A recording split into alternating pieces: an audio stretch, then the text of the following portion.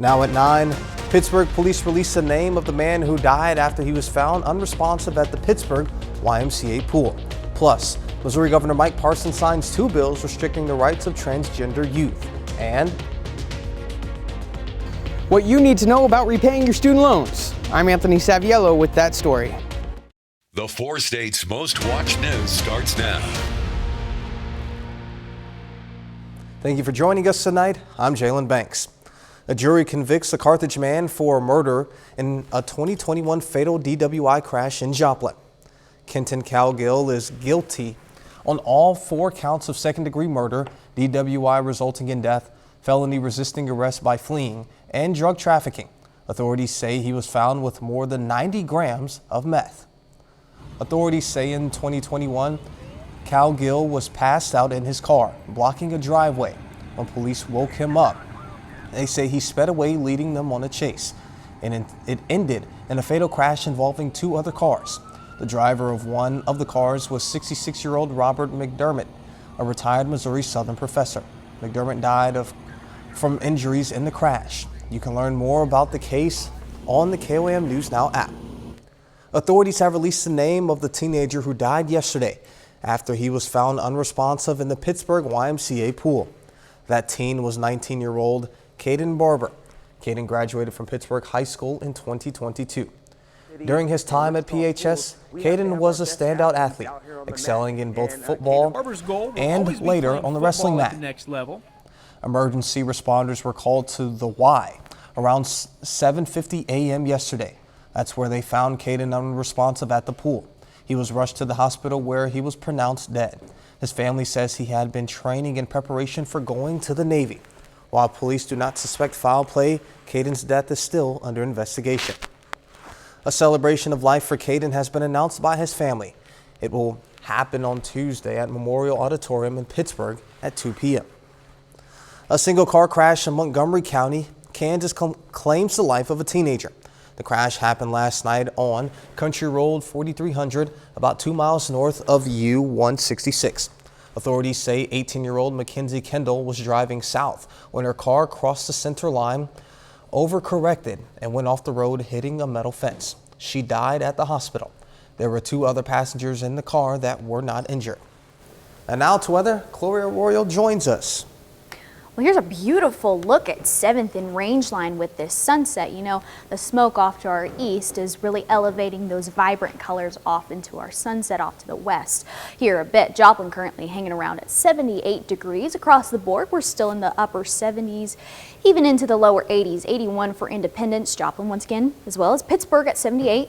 80 degrees for Fort Scott as it stands, so still on the warmer side. As we head into this evening, we'll dip down into the lower 60s, 64 for your low for Joplin.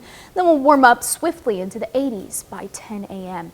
Now coming up here in a bit, we're going to talk a little bit more in depth about the air quality and the smoke off to our north and our east, as well as in the metro, but we'll also have an update on the drought and the rain chances that we'll see this weekend. I'll have all that information coming up here in a bit. Jalen, back to you. Transgender minors and some adults in Missouri will soon be banned from accessing puberty blockers, hormones, and gender-affirming surgeries. Governor Mike Parson signed the bill today. Beginning on August 28th, the Missouri health care providers won't be able to prescribe those gender-affirming treatments for teens and children. Most adults will still have access to transgender health care under the law, but Medicaid won't cover it. Gender-affirming surgeries for inmates and prisoners will also be outlawed. The law is set to expire in 2027. Governor Mike Parson also signed a bill prohibiting educational institutions from allowing biological male students from participating on sports teams designated for biological females. The law applies to elementary, secondary, and post-secondary education institutions. That includes private schools, public schools, charter schools, colleges, and universities. A Missouri Southern student is one of the thousands of people around the nation navigating how to repay student loans after graduation. KOAM's Anthony Saviello has the story. This past week, the U.S. narrowly avoided defaulting on its debt. While the country can rest easy, those who have student debt now have to avoid defaulting themselves. I asked Sharon Fraser at the Missouri Southern Financial Aid Office what students can do to avoid this. Right now is the time for you to log into your loan servicer, make sure that your address, all the contact information is correct, and just so that you can determine what repayment plan you want or that you're able to pay. But how do the students feel? Sierra West is a student employee at the Spiva Library on campus, where she is surrounded by one of the things she loves most, books. Sierra said she enjoys her job, but graduation is only a semester away, which means her last day at the library is too, making the thought of paying student loans all the more worrisome. That debt will just keep amounting, and I know from personal experience that it's always there in the back of your mind, even if you try not to think about it. It has influence on you because money is just one of those things that you're always going to worry about. Sierra has worked hard to try and make sure she is able to come out of college in as little debt as possible. But what about students who are worried that the Biden debt forgiveness plan won't pass? My first thing I would say, don't panic. Just don't panic about it. Contact your loan servicer, look into those repayment options, and just do the best you can. So in an unsure time where your debt hangs in the balance, you may want to make some preparations. Reporting from Joplin, I'm Anthony Saviello. Student loan repayments could begin 60 days after the Supreme Court makes its decision on the Biden-Harris forgiveness plan. Students are encouraged to get in contact with financial aid offices and loan servicers to figure out a plan. Coming up, addressing the opioid crisis. The Biden administration's drug czar warns opioid-related deaths are on the rise. I'm Rich Edson in Washington with more on what local and national officials are doing to address the growing problem. A warning from the Biden administration's drug czar, who says opioid cases are on the rise. Fox's Rich Edson has the latest from Washington on what health officials say is being done to address the growing drug problem. Drug overdoses were up again last year. The Biden administration's drug czar projects as many as 165,000 lives could be lost each year to the opioid crisis by 2025. That's 55,000 more deaths than last year. We have 46 million people, Americans today, that suffer from addiction. And a part of this is making sure that we're taking an approach that no matter who you are in terms of profession, we're all screening for addiction, we're all making appropriate referrals, and those folks are getting the help. Dr. Rahul Gupta says if the U.S. implemented the president's proposals, the country could cut in half the number of people dying each year from overdoses. In New York City, overdose deaths are at historic highs. City officials this week rolled out an unconventional approach: public health vending machines with 24/7 access to free anti-overdose medications, as well as testing strips and pipes with mouthpieces for addicts. We need to empower people, communities, our neighbors with everything and anything that they need when they need it on demand to save a life, to save their own life, to use safely, and to be safe in the face of a really unprecedented overdose crisis. The CDC says there are signs of progress, with nearly 24 states reporting fewer overdose deaths in 2022 compared to 2021. A dozen states are piloting the public health vending machines, installing them in fire stations, libraries, and churches. In Washington, Rich Edson, Fox News. Drug maker Merck is suing the federal government over its plan to allow Medicare to negotiate prices for a handful of drugs. In the lawsuit, Merck called the plan, which is part of the 2022 Inflation Reduction Act, extortion and a sham. Some patient advocacy groups have slammed the lawsuit, and the Secretary of Health and Human Services responded, saying, quote, "The law is on our side." mRNA COVID vaccines do not cause any serious side effects in young children. That's according to an analysis published in Pediatrics. Researchers looked at more than 245,000 doses of the vaccine given to children who were mostly 4 and younger and found no uptick in any of the 23 serious potential side effects studied. That includes the heart inflammation called myocarditis, a rare side effect found primarily among teenaged or young adult men. Chloe is back with a complete look at the forecast, and later, a former Columbus High School basketball standout is walking on for the Kansas Jayhawks. We'll hear about his journey for the team manager to suiting up in sports.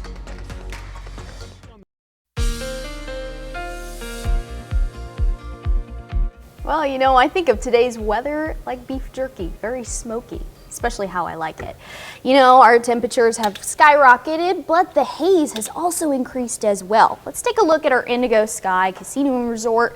Just west of Seneca, Missouri, we had some couple upper level clouds here and there. The sunset has actually shaped out to be very beautiful outside. That's from the smoke off to our east. With that smoke, we have that upper level high a little further north, pushing this smoke down south, and we're still seeing the remnants of that. Now, in terms of our air quality alerts, we've had many reports off to the northeast, especially. You know, if you're outdoors in New York for an hour, it's the equivalent of smoking an entire cigarette, and that's how bad the air quality has continued to be. So we still have some air quality alerts. One reported in Tulsa, very unhealthy for our chart right here. Very, very unhealthy, not just for folks that are sensitive, but all folks around. So you want to make sure you're staying indoors throughout this. We've also had a couple of reports just around Stockton, one around Carthage, and a little bit over in the Springfield area. So if you have that sensitivity, any upper respiratory issues, make sure you're staying extra aware of that. Temperatures have actually warmed up quite a bit as well, and they're starting to cool down in the evening. Temperatures upper 70s, lower 80s, 78 for Joplin as well as Pittsburgh. Iola at 77, and that's the same for Stockton up to the northeast of our viewing area. We'll continue to dip down into the 60s heading into tonight, 64 for our low. But we're going to warm up pretty swiftly, and we've continued to see that trend. We'll continue to see that 80 degrees by the time we get to 10 a.m. So we've also had a lot of drier conditions, especially for our folks off west. The drought has been in that exceptional range, especially for Howard and Sedan and those counties off to our west of the viewing area, especially in the Wichita region. That's where it's been the most dry. Now, our chances for rain will continue to increase as we head into the next couple of days. Saturday morning, we'll see that elevated chance for some rainfall and a couple storms here and there. It'll be a little more on the widespread side into the evening hours, and then we'll see a little bit of a break before we see this cold front push from the north. Giving us a little bit of those cooler temperatures and more widespread chances for some rain and showers and some storms here and there. Sunday evening, we'll see some rain still within the picture. Now, overall, lots of chances for rain in our 7-day forecast, 40%. 30% on Friday, and then we'll even see a more widespread chance Saturday and even Sunday. We'll even see a break on Monday, but we'll have another chance for some rain and showers, and a couple of potentially strong to severe storms on Tuesday. We'll keep you guys updated on that. We'll also have a chance on Wednesday before we get to the nothing but hot temperatures. We'll see a high pressure system enter into the picture, and that's when we're going to continue to see those 90-degree temperatures, 95 by the time we get to Saturday of next week. We are definitely getting into summer, but as for the air quality, I was up in Minneapolis this past weekend, and they had the alerts out, and you know, I didn't think much of it. I still went outside and I ran, and I run every day, and even the air quality impacted me. So the struggle. If you have any respiratory issues, Yes. please stay inside if you're in any of those areas. Absolutely. Asthma, I mean, even sports-induced asthma, that's what my sister has, and so it could be very serious very quickly. So. For sure. All right, thank you, Chloe. Of course. Coming up, after a dip during the pandemic, women are returning to the workforce in record numbers. Federal regulators say a once popular baby pillow that was taken off the market 2 years ago is now linked to at least 10 infant deaths in the U.S. Boppy's newborn lounger was originally recalled in 2021 after 8 deaths were reported in its use due to a risk of suffocation. The company and the U.S. Consumer Product Safety Commission are urging caregivers to stop using the pillow. About 2 million women left the workforce during the pandemic, but now there are now more women on payrolls than ever before. Fox Business correspondent Jerry Willis has more. 3 years after millions of women dropped out of the workforce or lost their jobs due to the pandemic, women are now leading the U.S. jobs market recovery. But according to the moms we spoke to who left and came back, it's not been easy. Listen.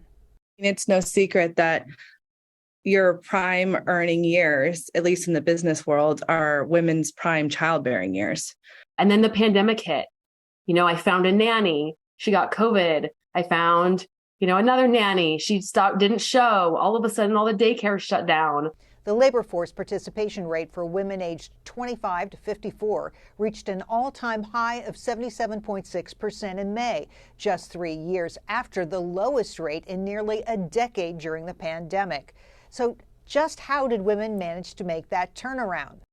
Of my friends and women that I know that have kids in my children's schools, the majority of them either have some kind of hybrid or flexible working arrangement. Families are still picking up a hefty tab for childcare that can amount to 19% of family income, but many are finding solutions now that COVID is behind them. Of course, workers are a valuable commodity, the reason behind the expansion of women in the workforce. According to JOLTS data, there was 1.8 job openings for every jobless person in April, and that gives women leverage to negotiate more flexible work schedules. In New York, Jerry Willis, Fox Business. The clock is ticking down on what would be a major strike that has the potential to affect millions of American households. Workers with UPS will vote this week to authorize a strike if their union does not reach a new contract by August 1st. If employees walk, it would be the largest work stoppage in U.S. history. Coming up, we celebrate a summer sweet treat. With the weather warming up, what better time is there to celebrate National Chocolate Ice Cream Day? And that is today. Chocolate flavored ice cream has been around America for more than 100 years. It's the second most common flavor behind, of course, vanilla. You can enjoy the day with a chocolate ice cream cone or sundae, maybe with sprinkles, syrup, whipped cream, or cookies. 30 more minutes of news, weather, and sports coming your way. The city of Joplin plays host to the 2023 Missouri Preservation Conference, focused on saving history. Plus, the city of Nevada, Missouri gets ready for the 59th annual Bushwhacker Days. The 2023 Missouri Preservation Conference today is in Joplin. KOAM's Amber Jenkins spoke to one speaker who's advocating for the preservation to local cemeteries. Bringing back life into a cemetery can be challenging, especially without the help of funding. One speaker at the Missouri Preservation Conference was showing off her progress in restoring local cemeteries. Our state law does not provide a tax base for us to be able to provide services for cemeteries in terms of maintenance and that kind of thing. Ricky's passion for preserving local cemeteries was sparked 5 years ago after she realized that multiple generations of her family were laid to rest in a decaying cemetery. Since then, Ricky became the president of the Jasper County Preservation Society. It's really about building a group of people that are really passionate about the cemetery and then bringing some resources to bear. It might be things like learning how to repair headstones or clean them, mowing and maintenance of the grounds. There are a lot of things that go into cemetery preservation. Ricky knows a thing or two about preserving cemeteries. Her and some volunteers has been restoring Cox Cemetery for a little over a year now, which is also the final resting place for one of Joplin's founding fathers. Our cemeteries are really a place where the people who came before us rest. And if we don't preserve them, we will lose them. Jasper County isn't the only county with decaying cemeteries. The entire state has dozens of abandoned cemeteries. Ricky believes through her preservation efforts, things might change. It's been a lot of work, but it's very much worth it. And so 1 year later, we've got a huge difference in being able to access the property, but also the maintenance there. Reporting in Joplin, Amber Jenkins, KOAM News. The 2023 Missouri Preservation Conference continues through Friday. The Oklahoma Broadband Office is on tour across the state to meet with local officials and community members about their high-speed internet priorities. Today, they stopped in Miami for a meeting at the Coleman Theater. Officials with the office discussed the benefits increased access, adoption, and widespread use of high-speed internet can have on a community like Miami. It's education, it's telehealth opportunities, it is potential growth and economic development entities. It provides opportunities that otherwise we might not have access to. Broadband is such an important thing for our communities, and since I'm an advocate for the community, I wanted to make sure I was here to see what was discussed. The Broadband Office expects to hand out more than $1 billion in grants across the state by 2028 to improve broadband infrastructure and accessibility. Folks in Commerce, Oklahoma came out this evening for the first day of Commerce Days. This is the 12th year of the event. There was live music, arts and crafts, vendors, and even a carnival. All the rides, it's the whole town comes and has fun. Commerce Days, that's what it's all about. So I'm just really here to have fun with my friends, hang out.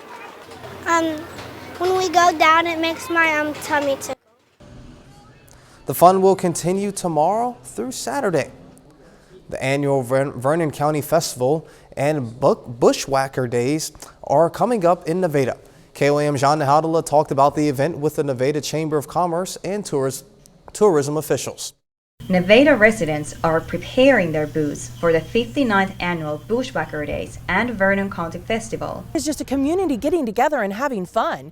So many communities, they work together to overcome the struggles that smaller communities have, but we sit back for a weekend and we enjoy it. We enjoy a weekend, we have great music, we come together as a community to support others and just have fun together. One big, huge, happy family. The name for the festival dates back to the Civil War. When the Kansas and Missouri border wars were happening, and that's kind of where the name comes from. It's not anything really having to do with that anymore. It's a good, fun time for everybody to get together. This is the 59th year of it, and so to change the name would kind of just lose the excitement of what it is. Sloniker says, besides vendors, booths, music, and the carnival, an old tradition they still hold is a royalty pageant competition. They've actually gone through interview process and been questioned on some of the history of the Bushwhacker Days or of the Civil War era and that kind of thing. And they will also be wearing period clothing from that time. Interim Tourism Director Gaiman says 3 nights of free concerts drives people out of town to the area and vendors as well. The majority of our vendors come from out of town. From Oklahoma, Arkansas, we have some from Tennessee, some from Kansas, so yeah, we have a wide variety of that. In Nevada, Janna Hautala, KOAM News. The festival begins tomorrow and runs through Saturday. A bit later, looking into the possibility of life from another planet. Does the U.S. government really have physical evidence of extraterrestrial vehicles? One whistleblower says yes. I'm Doug Luzader in Washington. We'll have more on his allegations coming up.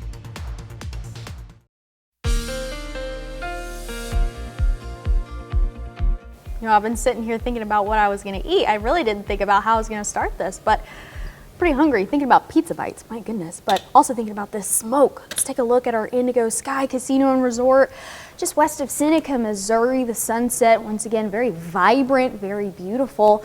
It's actually coming from the smoke off to our east, giving us more vibrant colors off to the west with that sunset. Here's a look at that smoke off to our east. We have an upper level high a little further north along the Canadian and U.S. border that's pushing this smoke down, and we're still seeing the remnants of that. And we even have a couple of, or not just a couple, but quite a few reports of poor air quality, especially up to our northeast. Actually, if you're in New York, outdoors, it's the equivalent of an entire cigarette, or smoking an entire cigarette if you're out for an hour. So very significant, not as significant here, but still something to keep in mind. Down in Tulsa, very unhealthy air quality alerts reported, but also in the metro around Carthage and Stockton, even around the Springfield, Missouri area.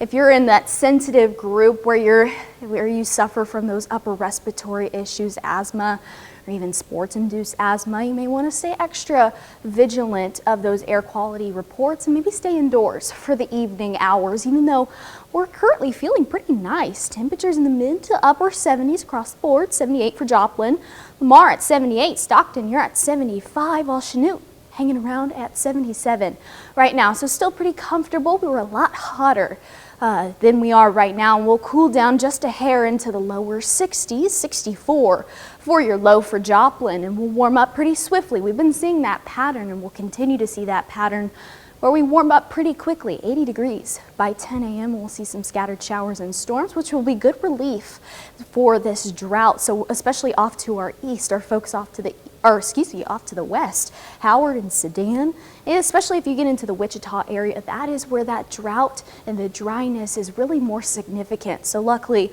we'll see a little bit more relief heading into the next couple of days. Saturday, 11 a.m. as you wake up in the morning. Hopefully, if you sleep in on Saturday, you'll wake up to some pretty widespread rain in the morning, and then that'll continue to be a little isolated, becoming more widespread into the evening hours. And then early Sunday morning, we'll see even more showers and storms begin to enter into the picture. We'll see this low push through Sunday morning into the afternoon hours, cooling us down just a hair into the lower 80s for the majority of the part, or for the most part. So recap, we'll see a lot of scattered showers and storms, very widespread heading into Saturday and Sunday, 40% both of those days. We'll get a break on Monday. We'll see those temperatures become a little on the cooler side. Then we'll see some more chances for some potentially strong to severe thunderstorms throughout the mid next week. So then we'll see another break where we'll see that high pressure system enter into the picture. That's where we're going to see those 90-degree temperatures become a little more consistent, 95 by Saturday. Yeah, and I know as far as our friends out in the west that are really experiencing that drought, that's not exactly what we want to see. No. But exactly. I will be keeping up with that drought, and we'll throw a party, as I've talked to before on this show, once the drought is finally broken. Exactly. Hopefully this rain will calm it down just a little bit in the next couple days. For sure. All right, thank you, Chloe. Coming up in sports, Pitt State women's basketball prepares to host more than 150 teams for the program's annual high school camp. Plus, how a former Columbus High School standout earned a walk-on spot for the KU men's basketball team. Jacob Leonard has that and more next.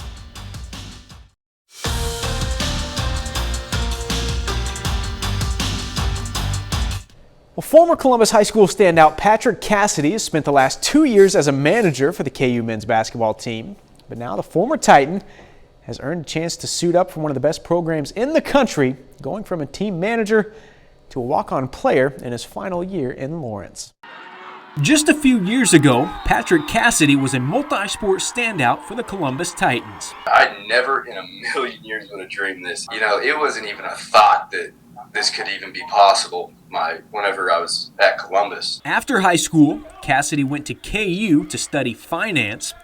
He spent the last 2 years as a manager for the men's basketball team, getting a chance to be on the floor with some of the best players in the country. My first year, I was kind of seeing glimpses of it, and then my second year, so last year, I was doing pretty good, and I was like, this is surprising, you know? Like I wasn't supposed to be doing what I was doing, and I was able to score the ball, and then I could defend a little bit too, and I was like, maybe I can keep up a little bit with these guys. Then came a meeting with KU head coach Bill Self last month when Cassidy learned that he would have the chance to go from manager to a walk-on player for the Jayhawks. He just congratulated me and said I deserved it, and you know, it was surreal being in his office and getting that opportunity to talk to him like that. It was crazy. It was definitely a good feeling walking out of that office, and especially telling my parents because they were so proud of me, and it meant everything. Cassidy was an all-conference and all-state player for the Titans, leaving Columbus with more than 1,000 career points.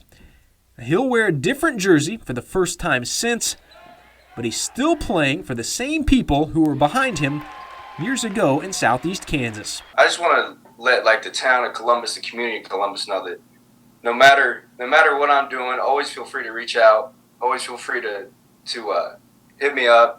Because I'm doing it for them. I'm doing it for my family. I'm doing it for Columbus. As long as I'm making my community and my family proud, that's really all I'm here to do. I hope my story can inspire other managers and other people that really feel like they're either too small, not good enough, just to keep working.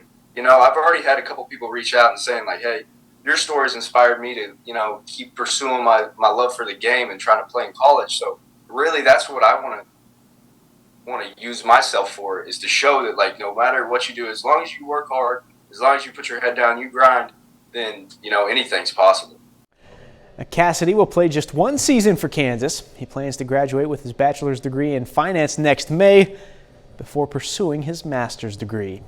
Pittsburgh State women's basketball begins the first session of its high school team camp today. Our very own John Dales has more on the experience PSU is giving teams from across the 4 states and beyond. Starting today, 66 girls high school basketball teams from Kansas, Missouri, Arkansas, Oklahoma, and Nebraska come to Pittsburgh to compete against each other. And Pitt State women's basketball head coach Amanda David is the one in charge of coordinating it all. And it's a lot of fun to organize. Honestly, I mean, the logistics of it, there's a lot to it to make it run smooth so that when we get here, we can just kind of enjoy watching the games, mingle with the coaches. But it's great for the community. It's great for our, our women's basketball program to have all these kids here. One of the local players competing is Girard High School senior Peyton Brooks, who says this camp is always a fun part of the summer. It's been a fun 4 years coming here. I always look forward to it. It's fun to play like bigger schools, bigger teams that we don't normally get to play. When we played at Pitt State, we played at Frontenac, we played at the middle school. It just makes us better. Whether we win or lose, it still pushes us, makes us play better. The camp is also beneficial to the Pitt State players, who help keep score, scrimmage in front of the campers, and interact with some of their new teammates. It's nice because we get our freshmen up here, we kind of get the team acclimated to each other in the summer, which is huge for us and it's paid off during the season. I think that's a big part of our team camp. I mean, I think we do a lot of recruiting from it. We get a bunch of good, talented girls from all over a couple different states, and so we get to look at them here. And that added aspect of recruiting makes this worthwhile for everyone involved. There's teams that we know of the kids coming in, and then there's some teams that we get surprised and, oh man, we really like that kid. And so, like I said, it's a great way to show them around our campus, let them see what we have to offer here. The first session of the camp continues tomorrow, then wraps up on Friday. John Dales, KOAM TV. Coach David says she expects 89 more high schools to participate in the camp's second session next week. So, Jalen, more than 150 teams in the Pittsburgh area over the next 2 weeks. It does seem like a big undertaking, but it's always one of the best camps we have in the area. Oh, yeah, for sure. And then, I mean, Pitt State has some awesome facilities. And as you know, you're going to be spending a lot of time in those coming up pretty soon. With tomorrow being your last day with us, I'm sure you've got something pretty exciting to share with us. Yeah, tomorrow will be my last day here at KOAM before I've taken a job at Pittsburgh State, which I'll start later this month. But yeah, be sure to tune in. Tomorrow we'll have a proper goodbye, and I will do my best not to cry right here on television. You and I both. I will try my best, but I will not promise that I won't have any tears shedding. But it's all right. Well, boy, that's Eversource. We're back with more after this.